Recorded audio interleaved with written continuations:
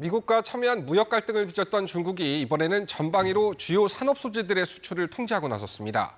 여기에 중국이 꺼내든 히든 카드도 있다는데 우리 산업에 어떤 영향을 미칠지 오늘 이 문제 박찬영 해설위원과 자세히 분석해 보겠습니다.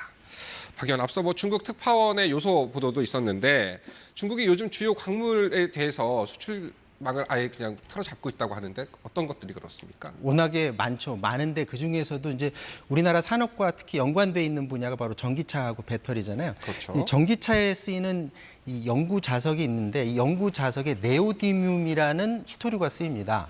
이 네오디뮴 자석의 92%를 중국이 지금 생산을 하고 있거든요. 그런데 중국이 네오디뮴 같은 희토류 자석의 수출을 지난해 말부터 통제를 했어요.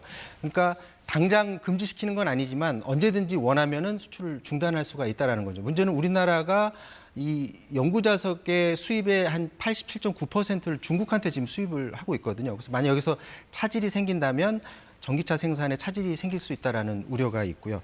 이 네오디뮴 자체가 만들어내기 어렵다든가 뽑아내기 어렵다라든가 그런 건 아닌데 워낙에 이 희토류 생산하는데 환경도 오염도 많이 되고 또 중국이 수십 년 동안 공을 들였기 때문에 이게 저가 공세를 많이 했습니다. 그래서 지금 대체처를 찾기가 쉽지 않은 그런 상황이고요. 규제 품목은 아니지만 이 배터리 관련해서도 우리가 원료를 중국에 대한 의존도가 워낙에 높습니다. 잠깐 그래프를 보면요. 2차 전지 원료 중에 이제 황산 코발트 같은 경우에는 중국에 대한 의존도가 100%고요. 그 밖에 천연 흑연이라든지 수산화 리튬 등 중국에 대한 의존도가 높은 그런 광물들이 많기 때문에 최근 몇 년 사이 이걸 대체처를 찾는 노력들을 지금 기업들이 열심히 지금 하고 있는 상황입니다. 사실 중국이 저런 것들 지금 통제를 해버리면은 수출이 아예 중단이 되는 상황이 되는 거네요. 그렇죠. 그러면 이 중국 입맛에 따라 움직일 수 있는 것들, 배터리나 지금 말씀하셨던 희토류 이런 거 말고 다른 건 또 없습니까? 이제 우리나라가 주력 산업을 가지고 있는데 중국이 틀어잡게 되면은 그래서 큰 타격을 입게 되는데 바로 반도체입니다. 반도체 관련해서 차세대 전력 반도체에 갈륨과 게르마늄이 쓰이고 있거든요. 그런데 이 갈륨과 게르마늄마저도 지난달에 수출 통제 품목에 중국이 또 이것도 올려놨습니다. 당장 우리가 흔히 이제 텔레비전에서 많이 보이는 그 실리콘 반도체 있잖아요. 동그란 원판. 그렇죠. 우리나라 이제 그걸 생산하고 있는데 이 질화갈륨 반도체는 차세대 전력 반도체여서 전력 효율도 높고 열에도 굉장히 강한 특성을 갖고 있어서 현재 우리나라가 지금 연구 단계에 있고 이르면 2025년부터 상용할 수 있다라는 얘기가 나오는데 만약에 이것도 이제 금지하게 되면 미래 먹거리에 이제 차질이 생길 수가 있다라는 거죠.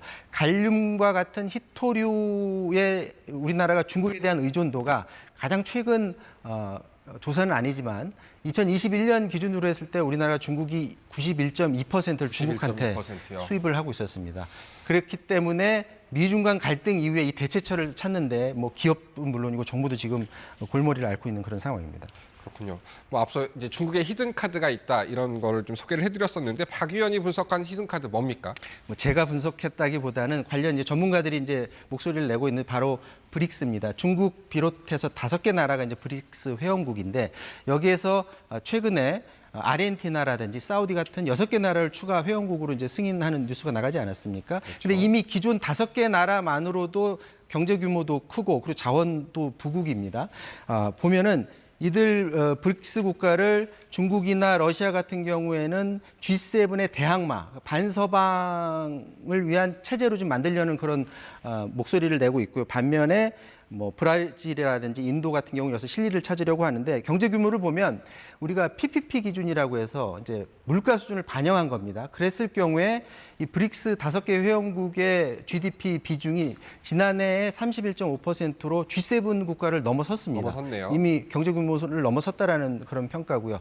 여기에 대해서 이제 주요 그 원자재 그 시장 점유율을 보면 중국이 워낙에 점유율이 높기 때문에 45%대입니다. 거의 절반에 가깝네요. 이 5개 회원국이 이미 60%를 차지했고요. 여기서 6개 나라가 추가가 되면 더 많이 올라가겠죠. 아르헨티나 같은 경우에는 배터리 주요 그 소재인 그 리튬의 세계 매장량 그 3위 국가거든요.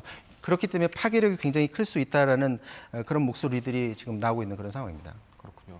사실 지금 이 브릭스가 힘만 모아도 수출 통제를 하게 되면 큰 타격이 예상되는데 지금 박 의원 말대로라 그러면 사실 이게 실행이 되면 우리나라에 대한 타격 불가피해 보일 불가피할 것 같거든요. 그러니까 중국은 의도가 이 브릭스를 워낙에 자기들이 광물에 대해 힘을 갖고 있지만 브릭스를 플러스 알파로 그 힘을 이용하려고는 하지만 다만 앞서 말했다시피 브라질이나 인도 같은 경우는 좀 다른 결의 생각을 갖고 있습니다. 특히 인도 같은 경우에는 경제 규모도 크고 중국하고 미국 사이의 중간자적 위치에 있고요. 특히 안보 관련해서는 미국과 쿼드 회원국으로 해서 미국과 또 어깨를 같이 하고 있거든요.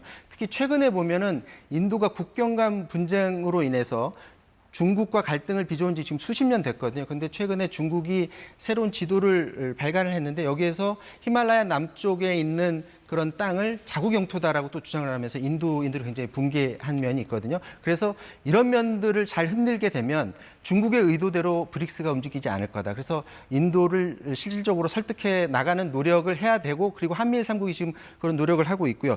핵심 광물 안보 파트너십에 인도가 그 회원국이거든요. 그렇기 때문에 이 광물 차원에서 브릭스가 휘둘리지 않도록 인도를 끊임없이 설득해야 된다는 그런 목소리가 있습니다. 그렇군요. 이 국내에 미칠 영향 면밀히 살펴서 대책 마련 미리 마련하는 게 좋을 것 같습니다.